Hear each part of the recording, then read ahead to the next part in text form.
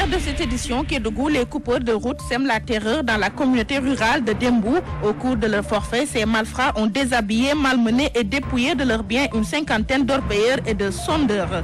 Et puis à l'intérieur du pays, des localités comme Gadou Djoga à Guédé Village et Palen dans la communauté rurale de Tasset se morfondent dans la douleur. À suivre dans ce journal les plaintes et complaintes des populations de ces différentes localités. Découverte, Mamoudou Maktarsar nous fera une visite guidée dans l'île de Dionewar, un site touristique qui perd 5 à 10 mètres de côte chaque année.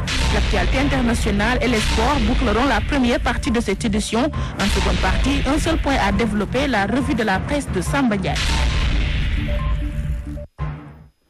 Bienvenue à toutes et à tous dans cette édition. Kédougou, les coupeurs de route ont semé la terreur dans la communauté rurale de Dembou. Ces malfrats qui étaient armés jusqu'aux dents ont immobilisé une cinquantaine d'orpailleurs et de sondeurs, déshabillés, malmenés et dépouillés de leurs biens. Les victimes, pour fuir, ont marché des dizaines de kilomètres dans la brousse. Le récit, c'est avec Soli Bouramadabo. Le tronçon Kharakhéna Lengueya a reçu la visite des coupeurs de route. Ces bandits de grand chemin armés jusqu'aux dents à ton appris ont immobilisé pendant 5 tours d'horloge une cinquantaine d'orpailleurs sénégalais et étrangers et des employés de la compagnie minière de recherche Rangol qui s'active dans la zone. Ces travailleurs, déshabillés, malmenés et dépouillés de tous leurs biens, ont été libérés après des coups de sommation. Pris de panique, certaines victimes ont marché toute la soirée avant de retrouver le corridor. C'est le cas de ce géologue coulé au lit. C'est le Tout-Puissant qui nous a sauvés, car après avoir violemment torturé notre chauffeur, on croyait qu'on allait nous liquider, souligne son collègue Georges, d'origine ghanéenne. J'ai vu les gars et les 20 personnes couchées là-bas. Je pense qu'ils ont mouru même. Oui. Quand ils ont couché comme ça, sans parler quoi. Je pense qu'ils ont mouru. Donc tu as déjà peur? Oui, j'ai déjà peur. Maintenant, les moments, il a tiré les pneus aussi. Les gars, ils ont couché là. Ils ont crié. Je pense qu'ils ont tué quelqu'un. Ils ont pris un machin pour taper les chauffeurs de moto. Oui, ils ont pris les portables, le GPS, on travaille avec les matériels. Ils ont sorti tous les papiers, les autres, ce qui est dans les voitures. Georges pensait être devant des djihadistes du Nord Mali. On est arrivé là-bas, j'ai vu là, j'ai dit, je pense, est-ce que ce n'est pas les rebelles maliens, ils sont arrivés ici. C'est ça que je pense la première fois.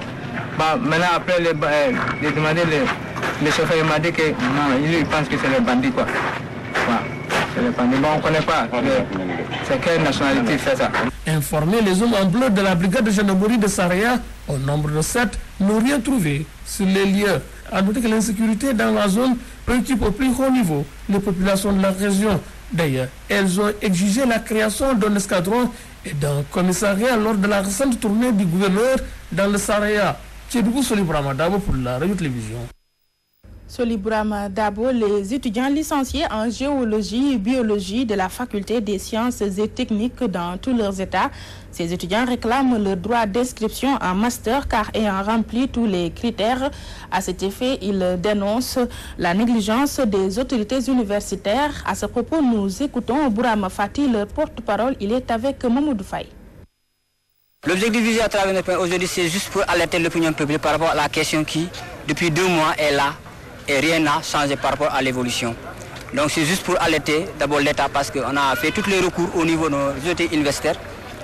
Il n'y a pas eu de réponse favorable.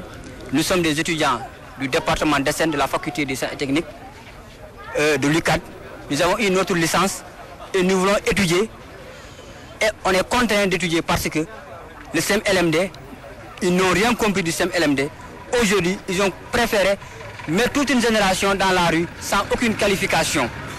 Et il se permet de dire à la radio que des étudiants là, ils n'ont pas eu la licence. Alors que nous avons eu la licence, nous ne sommes pas des étudiants de faculté de géographie. Et aujourd'hui, on a tenu cette conférence de presse pour encore alerter l'opinion publique sur la question. On a déposé les lettres au niveau de notre ministre, au niveau de la présidence, mais il n'y a pas eu de réaction. Et on s'est mobilisé encore pour alerter l'opinion publique sur la question. Nous, on n'a pas une licence professionnelle, on a une licence d'études fondamentales qui n'a aucun caractère professionnel. On doit continuer. Par rapport à la sélection, les étudiants qu'ils ont sélectionnés, ils ont eu le mérite, mais sur 157 admis, ils ont pris 23 en zoologie. Sur 300 admis en biologie, seuls 133 sont sélectionnés. Et le majeur même de la promotion n'est pas sélectionné. c'est eux qui nous ont imposé la spécialisation. Au Sénégal, il n'y a pas une école privée qui forme les géologues, à part l'IST et le département de géologie.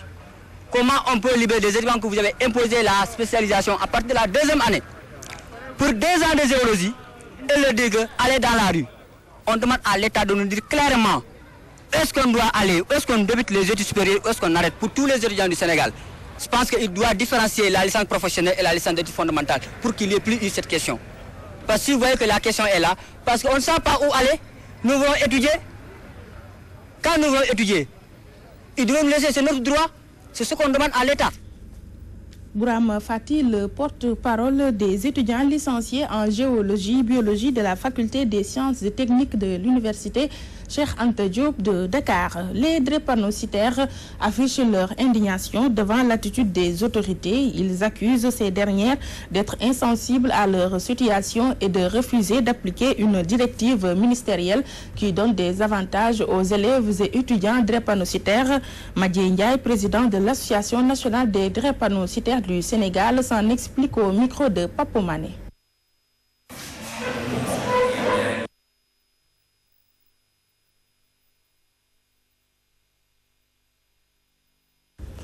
Papo Mané qui n'est apparemment pas encore en place, et nous passons à ce qui concerne des marchés comme celui de Grand Yoff où il y a eu un incendie cette nuit. Après le marché de Grand Dakar, les commerçants ne savent plus quelles dispositions prendre pour contrer ce fléau. Leur amertume, ils l'exposent au micro de Alioune Badara Diouf dans ce reportage. La série d'incendies dans les marchés est loin de connaître son épilogue. Après Grand Dakar, c'est au tour du marché Grand Yoff. Les flammes ont emporté des cantines. Ces commerçants se sont réveillés tôt le matin et se désolent de la situation.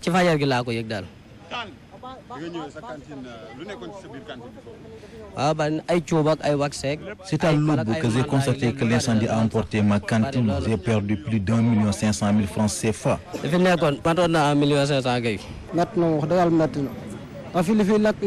vraiment dur. En tout cas, les flammes ont emporté des millions. Les causes de cet incendie restent encore inconnues. On ne sait pas les causes de cet incendie. Du côté des populations, on estime qu'il n'y a pas de dispositif pour lutter contre les incendies répétitifs dans les marchés.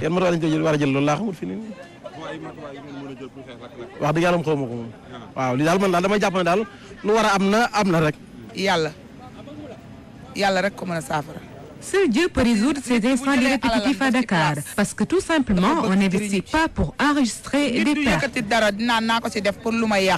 Signalons que les courts-circuits électriques, les flammes et les étincelles ont provoqué ces dernières années près d'une trentaine de cas d'incendie de marché et entraînant des dégâts matériels et financiers. Les dégâts sont évalués à une dizaine de milliards de francs CFA. L'information est du rapport annuel 2012 sur l'état de la protection civile au Sénégal. Alioune Badara Diouf, communauté rurale de Tasset dans le village de Palène, l'électricité, une piste goudronnée et une ambulance ne font pas partie du décor. Par conséquent, les populations pour charger leur cellulaire parcourent 7 km. Les explications, c'est avec Ramatoulaye Sarr. À Palène, village situé dans la communauté rurale de Tasset, les populations qui étaient en assemblée générale pour discuter avec des responsables de leur localité ont listé plusieurs doléances auxquelles elles font face. Dans le village, les habitants sont obligés de parcourir 7 km pour avoir accès à l'électricité et charger leur mobile. Encore qu'ils ne disposent pas d'ambulance pour évacuer leurs malades. Électrification rurale, emploi des jeunes. Tasset soxna na lycée xalé itam soxna ñu fuñu tagaté sen yaram. La route Tasset-Mbour n'est pas bonne. Nous aimerions avoir de l'électricité et du travail pour les jeunes. La communauté rurale de Tasset a besoin d'un lycée et d'un terrain. Le vol de bétail est très récurrent ici. Il faut ñu wax ko ci parce que sama mbokk yi dañ ma koy wax. Te lolu itam aussi bëgg nañu ministre de l'Intérieur ak président de la République ñu jappalé ci. Mbirum courant amuñu ko. Man amuma téléphone instant sama téléphone da fay. Mon téléphone portable est éteint parce que la batterie est plate, faute d'électricité. Il nous faut aller jusqu'à Tasset pour brancher nos appareils. On a le plus besoin d'une route goudronnée et d'une ambulance pour évacuer nos malades.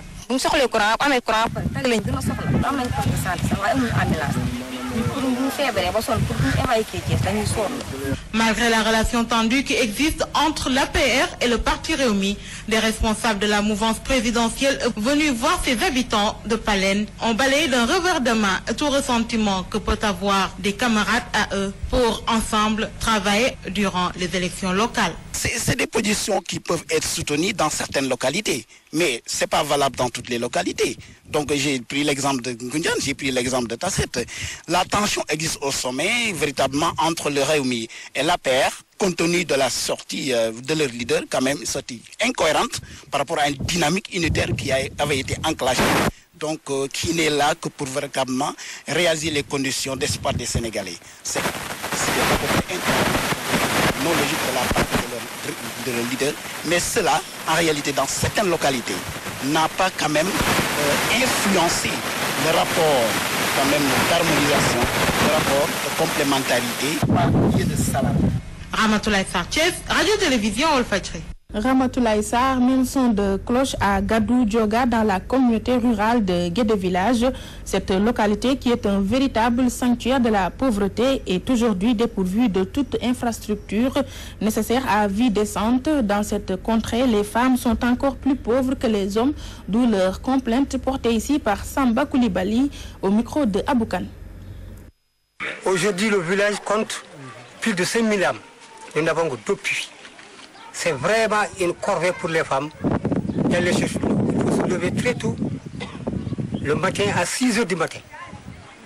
À 6 h du matin, c'est une vraie corvée pour les femmes. Donc nous avons un problème d'eau dans ce village-là qui prend toujours de l'importance. En plus de cela, nous avons un problème de santé. C'est un village qui est toujours important, qui s'augmente de jour en jour, et il nous faut un dispensaire ou bien une case de santé. En plus de cela, on nous a promis de l'électricité, l'air solaire 2 ans. Jusqu'à présent, cette promesse n'a pas été tenue. Donc nous demandons au président de la République, à son gouvernement, à ceux qui sont chargés de tout ce que nous venons de dire, de nous satisfaire, de satisfaire nos besoins en eau, en santé, en électricité. Les femmes aussi ont des problèmes. Ils sont là, ils n'ont pas d'activité, ils n'ont pas de moulin. Donc c'est vraiment une corvée, elle pile avec des pylons et tout cela. C'est vraiment une corvée qui peut même se sentir au niveau de leur santé. Donc là, nous demandons aussi qu'on satisfasse. En route vers le 1er mai, après les menuisiers et les mécaniciens, c'est au tour des chauffeurs. Ces derniers dénoncent la cherté du carburant. Ils se disent prêts à passer leur doléance le 1er mai. Par ailleurs, ils demandent au président Macky Sall de se souvenir de ses promesses tenues lors de la campagne électorale de 2012. Angèle Mendy. Comme tout travailleur, les transporteurs aussi ont leurs doléances. Ils disent ne pas se sentir dans le gouvernement de Macky Sall, mais ils sont prêts à défiler le 1er mai et posent leurs conditions. On veut qu'on soit impliqué à tout ce qui se passe dans notre domaine, mais on ne nous considère pas. Alors qu'on n'a jamais arboré de brassard rouge ni manifesté publiquement.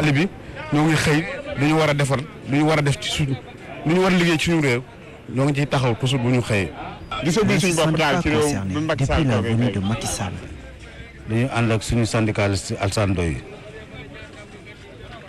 Comme chaque année, on fait un convoi avec le syndicat des travailleurs jusque devant le palais et dire nos doléances au chef de l'État.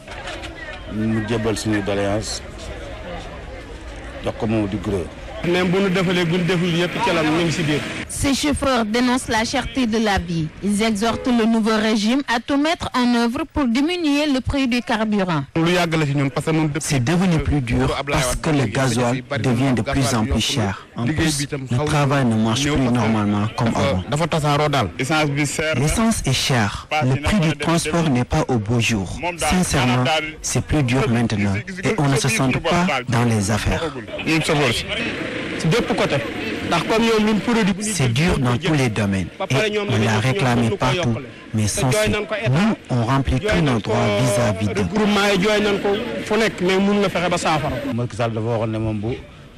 Macky, lors des campagnes, nous avait promis qu'il allait diminuer le prix de l'essence. Mais jusqu'à présent, rien de concret. Et comme vous le voyez, nous ne pouvons rien avoir des transports à cause de la cherté des prix du timbre, fiscalité et autres. Ces transporteurs très frustrés lancent un appel au président Macky pour qu'il se souvienne de ses promesses de campagne à l'endroit des transporteurs. L'île de Dionewar dans le département de Foundiougne risque d'être rayée de la carte à cause de l'érosion côtière. Située à quelques encablures de la pointe de Sangomar, cette localité perd chaque année 5 à 10 mètres de côte.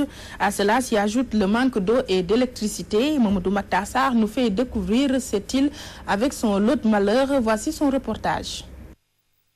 L'île de Dionewar, située dans l'arrondissement de Niodior, dans le département de Foundiougne, risque de disparaître de la carte du Sénégal à cause de l'érosion côtière qui est en train de grignoter le peu de terre de cette île du Saloum.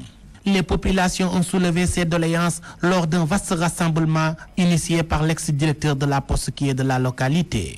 Nous vivons ici directement l'érosion côtière.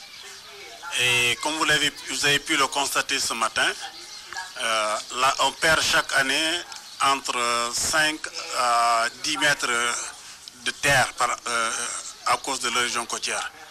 Vous êtes sans savoir que nous sommes directement sur l'océan Atlantique, un peu vers Sangomar.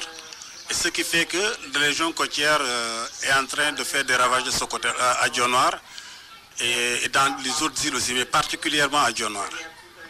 C'est un phénomène que nous vivons, qui est en train de grignoter le peu de terre que nous avons, parce que vous n'ignorez pas que nous sommes dans une île qui n'est pas extensible. Si chaque année on perd à peu près 5 à 10 mètres de terre, ça veut dire que nous sommes appelés à disparaître tôt ou tard. Malheureusement, nous n'avons pas encore senti l'état.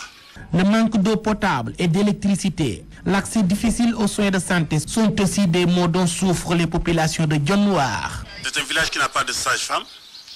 Donc les femmes en état de grossesse sont obligées d'être évacuées soit à Joal, soit à Diofior, soit à Foundiougne qui est à 4 heures de pirogue. Nous avons surtout un problème d'eau potable. Là aussi c'est un sérieux problème parce que nous n'avons pas d'eau potable. Nous n'avons pas d'eau potable. Donc jusqu'à présent nous utilisons l'eau des puits et la nappe qui est là, la quantité d'eau douce qui est sur la nappe n'est que trop superficielle. Donc les puits, on les forge jusqu'à 3-4 mètres. Au-delà de 3-4 mètres, on a une eau qui n'est pas propre à la consommation. Nous avons aussi un problème d'électricité. Nous avons une centrale solaire qui est en panne depuis 5 ou 6 ans, qui n'a jamais été solutionnée. Et nous fonctionnons avec un groupe électrogène. Les populations de cette île du Saloum lancent un appel à l'endroit des autorités pour qu'une solution soit apportée à leurs problèmes. Kaoulak, Mamadou Maktassar pour la radio-télévision Walfadjri. Mamadou Maktassar, à présent, place à l'actualité internationale.